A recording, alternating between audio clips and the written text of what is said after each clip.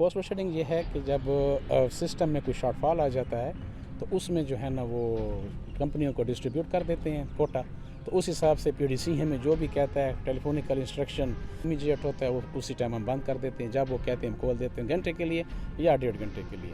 कूड़ा कल्चर जब ख़त्म होगा, लोग मीटर की तरफ आएंगे, पेमेंट होगी हर एक की अपने अपने बिल की, तो फिर लोड शेडिंग नहीं होगी, ख़त्म हो जाएगी।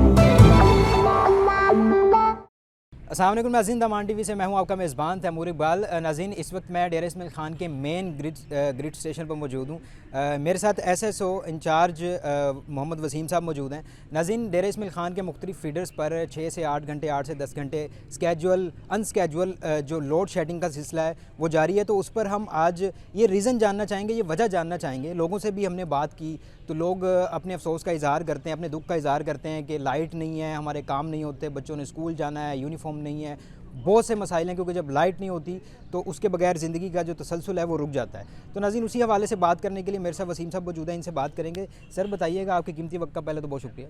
ये बताएं कि ये जो लाइट स्केजुअल अनस्केजुअल जा रही है, लोड शेडिंग का सिलसिला जो है वो ज़ालिमाना लोड शेडिंग एक तरह से हो रही है, तो क्या कहते हैं इस बारे में, क्यों हो रही है? अस्सलाम वालेकुम सर, आपका शुक्रिया इधर आने का।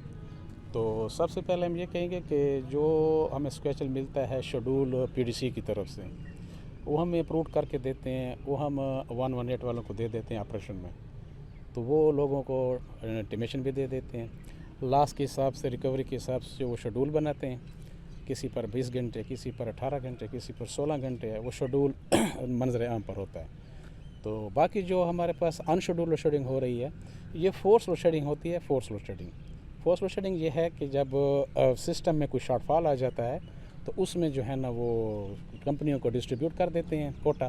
तो उस हिसाब से पीडीसी हमें जो भी कहता है टेलीफोनिकल इंस्ट्रक्शन इमीडिएट होता है, वो उसी टाइम हम बंद कर देते हैं। जब वो कहते हैं हम खोल देते हैं घंटे के लिए या 1.5 घंटे के लिए। लेकिन ये इसमें ये नहीं है कि हम दोबारा उसको अगले टाइम में रिलीव भी हम दे देते हैं, अगर सिस्टम में मार्जिन होता है तो। अगर नहीं होता तो मजबूरन हम बंद करना पड़ता है। ये सारा इसलिए है कि डी खान में सिर्फ एक ही ग्रिड है। हमारे पास 2 इनकमिंग सोर्स हैं, चश्मा पावर हाउस से आ रहा है, एक जारक से आ रहा है। तो डी खान में हमारे 34 फीडर चल रहे हैं और 8 फीडर मज़ीद चल रहे हैं, जो कि इधर नहीं, गुंजाइश अभी नहीं हो सकती। ये जब तक हमारा ग्रिड नहीं बनेगा, ट्रांसमिशन लाइनें अपग्रेड नहीं होंगी, ये सिस्टम ऐसे रहेगा ये। अच्छा सर, ये बताएं कि शुरू में लोगों को ये एतराज़ था कि लाइट जो है ना वो नहीं जाती, फिर लाइट कुछ अरसे के लिए स्टेबल हुई, फिर लाइट नहीं जा रही थी, लोड शेडिंग नहीं थी, कम थी। उसके बाद अब फिर जा रही है। तो अगर जैसे कि लोग कहते हैं यार लोग बिल नहीं देते, ये भी एक इशू सामने आता है।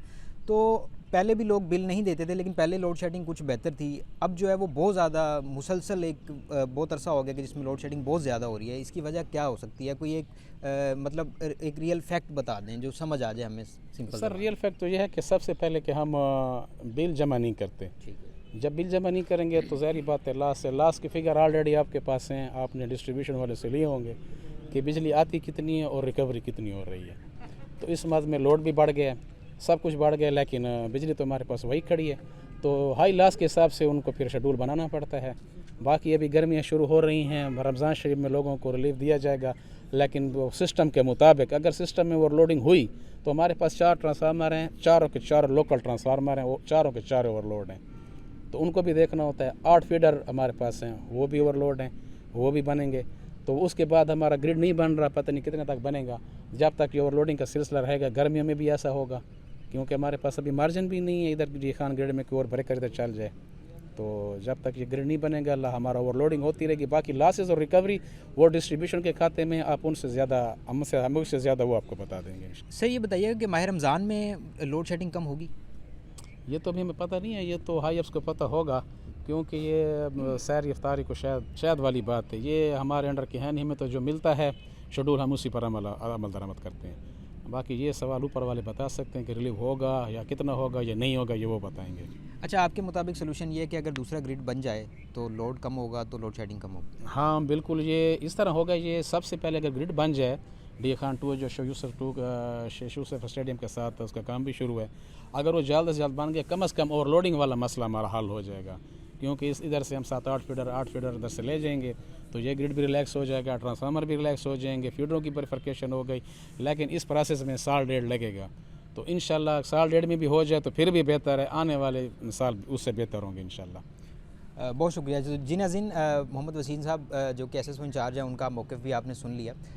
तो मज़ीद भी हम डिस्ट्रीब्यूशन से भी बात करके देखेंगे कि वो जो फ़िगर बताते हैं कि हम कितना लॉस में चल रहे हैं और कितना हमें इस बात से मतलब जो रिकवरियाँ हो रही हैं उस हवाले से कितना नुकसान हो रहा है और जो चीज़ें हैं वो भी आपके सामने रखेंगे, तो बेहतर फ़ैसला आप कीजिएगा। मेरा नाम असद जान है, XEN rural operation division DI Khan.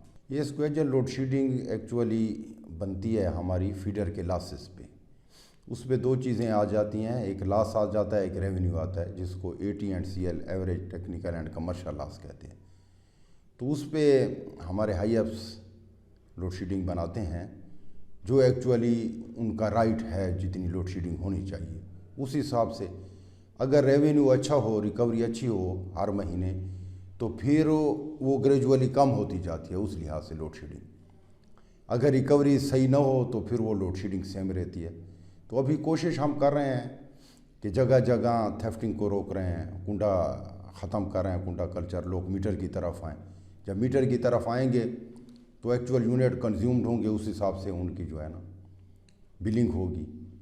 तो यही कोशिश है, काफ़ी हद तक हम कामयाब हुए हैं और इंशाल्लाह जल्दी इस पे हम काबू पा लेंगे और लोड शेडिंग में कमी हो जाएगी। और जो अनस्केजुअल लोड शेडिंग है वो बाज़ औक़ात डिमांड सप्लाई का फ़र्क आ जाता है, उसमें फिर वहाँ हाई एप्स उनको ग्रिड को कहते हैं कि आप थोड़े से जो फीडर हाई लॉस फीडर हैं उनको बंद कर दें आर्जी तौर पे घंटा आधा घंटा, क्योंकि वो सिस्टम इतना लोड ले नहीं सकता। तो वो उस हिसाब से वो कभी कभार होती है, ऐसे नहीं है कि रूटीन में कोई फोर्स लोड शेडिंग हो। वो एक टेम्प्रोरी बेस पे घंटा आधा घंटा, तो उसके बाद वो सिस्टम नॉर्मल हो जाता है और वो स्क्वेजल लोड शेडिंग होती है और स्क्वेजल सिस्टम चलता है। हाँ, रमज़ान में इंशाल्लाह प्लानिंग है, अभी भी मीटिंग्स हमारी जारी होती हैं और हर हफ्ते होती हैं इस पे, तो उसमें इंशाल्लाह रिलीफ मिलेगा। शर्त यह है कि रिकवरी हमारी अच्छी हो और हमारे साथ इंतज़ामिया भी काफ़ी डिस्ट्रिक्ट एडमिनिस्ट्रेशन कोशिश कर रही है कि रिकवरी को हम बूस्ट करें और लॉस को कम करें, ताकि लोग ज़रा आराम से रमज़ान शरीफ गुजार सकें और उनको बिजली अच्छी तरह मिले। इसका फाइनल सोल्यूशन तो मैंने यही बताया कि कुंडा कल्चर जब ख़त्म होगा, लोग मीटर की तरफ आएंगे, पेमेंट होगी हर एक की अपने अपने बिल की, तो फिर लोड शेडिंग नहीं होगी, ख़त्म हो जाएगी। सिर्फ पेमेंट नहीं, कम हुआ है, इसमें काफ़ी कम हुआ है। इससे पहले तो काफ़ी ज़्यादा लोड शेडिंग थी, 16 घंटे 18 घंटे, ग्रेजुअली कम होते होते 12 घंटे 8 घंटे, और कुछ फीडर ऐसे हैं जिनमें 2 घंटे 4 घंटे चल रही है।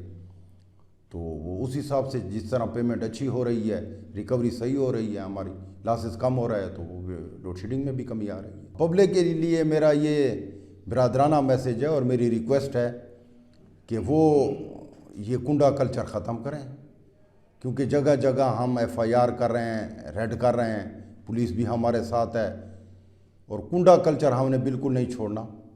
मीटर पे आएँ, इजीली हम मीटर आपको देंगे विद इन 2 and 3 days।